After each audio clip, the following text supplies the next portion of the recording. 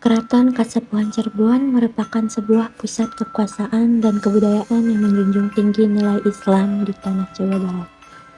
Didirikan pada abad ke-15 oleh Prabu Maharaja Linggabuana, keraton ini menjadi lambang kebesaran sebuah kerajaan yang kuat dan berpengaruh di masa lalu. Dalam video ini, kami mengajak Anda untuk menjelajahi Keraton Kasepuhan Cirebon sebagai sebuah cermin dari perpaduan harmonis antara Islam dan kebudayaan Jawa.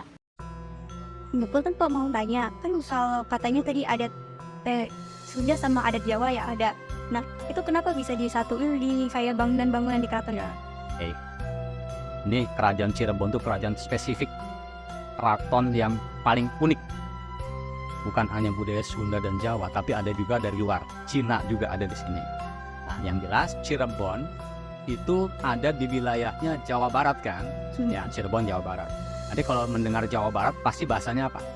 Sunda kan? Iya. Kuningan, Bandung, Bogor, Tasikmalaya, Kerawang dan lain itu mayoritas tanah Jawa Barat itu bahasanya Sunda. Cirebon ini Jawa Baratnya paling timur, berbatasan dengan Jawa Tengah kan? Maka di masyarakat Cirebon, karena dekat dengan Jawa Tengah, maka ada bahasa Jawa dan Sunda campuran. Jawarek gitu ya, Jawa Sunda. Jadi orang Cirebon itu istimewa. Orang Sunda ngomong kita bisa jawab, orang Jawa ngomong juga bisa nggak jawab gitu ya. Sebaliknya orang Jawa diajak ngomong Sunda belum tentu bisa ngejawab. Orang Sunda kalau diajak ngomong Jawa belum tentu bisa ngejawab. Orang Cirebon bisa, punya dua bahasa, campuran budayanya. Nah, selain tadi ada Sunda dan Jawa di Cirebon, itu arsitektur keraton di abad ke-15 tahun 1500-an itu sudah masuk pendatang-pendatang dari luar negeri ke tanah Jawa ini. Itu diantaranya dari Arab, dari Cina, India. Itu disebutnya caruban. Caruban itu campuran artinya. Maka di Cirebon ada perkampungan yang khusus orang-orang Arab di Panjunan namanya ya. Itu orang Arab semua itu penghuninya. Kemudian ada kampung namanya Pecinan, itu orang-orang Cina. Di situ sudah membaur di tanah Cirebon ini. Itu ya. Dari itu tuh kan katanya di sini udah ada bikin kamus bahasa Cirebon ya katanya. Sedang di pemerintah kota ini sedang mungkin sudah akan launching ya. Itu dibuat satu kamus bahasa Babasan Cirebon. Kemarin dalam rangka hari jadi kota Cirebon, pemerintah kota Cirebon akan melaunching kamus bahasa Babasan Cirebon. Dan kemarin saya juga hadir dalam hari jadi kota Cirebon di gedung DPRD. Itu semua kalangan orang-orang dinas itu pidatonya menggunakan bahasa Babasan. Baru dimulai ini. Oke. Ada di depan bangunan namanya Siti Inggil.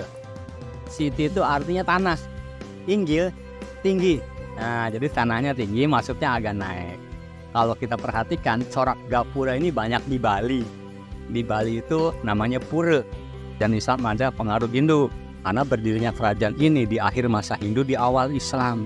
Sunan Gunung Jati, Raja Islam, kakeknya yang bernama Prabu Siliwangi itu masih di era kerajaan Hindu. Karena ada arsitekturnya kayak demikian. Kemudian ada Cina juga, itu keramik-keramik itu dari Cina ya. Karena Sunan Gunung Jati, Syarif Hidayatullah, ada salah satu istrinya dari Cina yang bernama Putri Ongtin.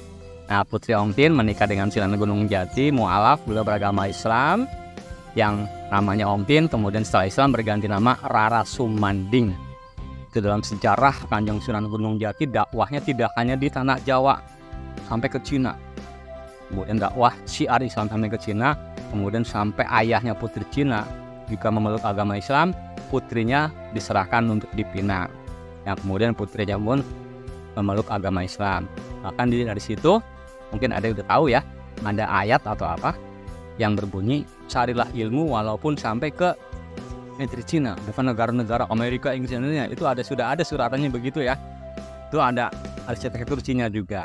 Dan agama Islamnya disimbol-simbolkan. Ini bangunan kecil, tihangnya dua kan, kanan kiri. Dua itu dua kalimat syahadat artinya.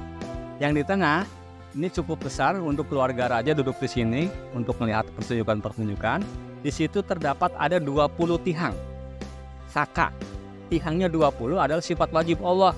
Wujud, kidam, bako, mu'ola, fatulil, awadid, sikyamu, hobinas. 20 sifat Allah ada di bangunan namanya Mande Malang Semirang. Yang di pojok yang kecil itu bangunan yang tihangnya 5, tempat duduknya panglima kerajaan. Adapun tihang 5 di sana gambaran rukun Islam itu 5. Itu salah satu bentuk toleransi dari beberapa kultur ya ada di sini. Ini baru di depan ya, di dalam nanti ada lagi. Ya.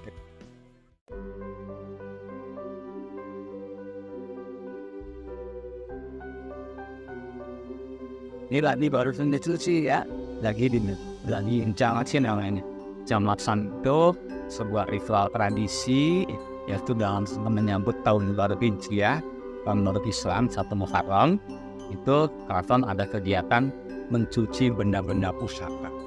Jadi benda-benda pusaka ini umurnya sudah ratusan tahun dan dicuci hanya setahun sekali, itu di bulan Suro atau Muharram. Hari ini baru mulai, nanti sampai 10 hari baru selesai. Itu karena banyak jumlahnya. Ya. Nah, ini kereta kencana yang diakui di dunia terantik sedunia. Jadi bukan mewahnya, bukan luxnya, tapi ini kereta antik sedunia. Itu pernyataan dari orang negeri Belanda, namanya Profesor Vos. Ada 2 orang, satunya Profesor Ardi Ahart. Beliau datang ke Cirebon tahun 1991 melihat kereta ini, dia bilang, wah ini paling antik di dunia itu ini. Dia keliling dunia tuh ke Inggris kemana ada. Menyatakan kereta Cirebon ini paling antik. Kereta Singa Barong namanya, ini dibuat tahun 1549 oleh arsiteknya yang bernama Panembahan Losari. Nah, Panembahan Losari itu turun di Sunan Gunung Jati. Beliau yang mendesain, merancang kereta ini. Dan beliau meninggal, dimakamkannya itu di perbatasan Jawa Tengah, Jawa Barat. Maka daerah itu sampai sekarang namanya Losari. Itu ada makamnya beliau di sana ya, ya. Nah, beliau membuat kereta ini dihadiahkan kepada Raden Sunan Gunung Jati. Dulu fungsinya untuk upacara-upacara kebesaran, dan yang naiknya hanya raja, istrinya juga tidak boleh. Istrinya itu digotong pakai kursi tandu ya. Ini hanya raja sendiri dan kusir. Terus ditariknya dengan menggunakan 4 kerbau bule. 4 kerbonya yang merah gitu, yang putih-putih ya. Nah, sekarang sudah tidak ada. Nah, ini keretanya tuh yang membuat Panembahan Losari. Beliau merangkum dari 3 unsur budaya, 3 unsur agama. Pada abad ke-15 tuh Kristen belum ada di tanah Jawa ini. Adanya Hindu, Buddha, Islam sebagai simbol Islam. Sayap buruk. Buruk itu kendaraan Rasulullah SAW ya. Itu budaya tanah yang ada Islam. Kepala, mulut, tanduknya naga Cina yang kebudayaan agama Buddha ya. Lalai gajah itu dengan budaya India yang mayoritas di India itu agamanya Hindu ya. Jadi Buddha Islam ada di situ. Jadi sebelum adanya Pancasila ini sudah ada dalam abad 15. Hanya ini sudah tidak boleh dipakai. Dibuat 1549, terakhir digunakan tahun 1942. 1942 itu sudah berhenti, nggak dipakai lagi. Itu pertanda akhir masa kerajaan. 3 tahun kemudian 1945 sudah terbentuk negara Republik Indonesia. Pemimpinnya bukan raja lagi, tapi presiden ya. Dulu tanah Nusantara ini banyak kerajaan-kerajaan, Cirebon, Demak, Mataram dan sebagainya. Nah itu Nusantara ini terdiri dari beberapa kerajaan banyak sekali. Sekarang jadi negara Indonesia, pemimpinnya hanya presiden ya. Nah ini dulu selain tadi ada pangkulan beberapa budaya dan agama. Kenapa disatukan ada Hindu, Buddha, Islam? Itu di dalam Al-Quran sudah terangkum beberapa isi kitab suci. Taurat, Zabur, bahkan Injil ada semua di Al-Quran ya. Jadi ada cerita-cerita tentang para nabi-nabi, itu ada cerita. Seperti di kitab Injil Kristen, di kitab Perjanjian Lama, itu ada cerita dari nabi-nabi. Nabi Adam ya ada sama ceritanya. Nabi Yusuf juga ada sama ceritanya, cuma beda nama. Seperti Nabi Yusuf kata orang Kristen Yosef gitu ya. Nabi Ibrahim Abraham gitu kan. Ya, pokoknya sejarahnya sama gitu ya. Nah ini, dan selain tadi ada budaya, juga ada teknologi di situ. Dulu kalau dijalankan ditarik pakai kerbau, rodanya muter, sayapnya itu gerak gitu, hidup. Sayapnya gerak, lidahnya melet-melet. Itu yang jadi kagumnya orang Belanda. Orang Belanda itu bilang very very beautiful. This car is antique in the world, katanya paling antik di dunia itu kereta ini, bukan dari segi mewahnya, tapi antiknya.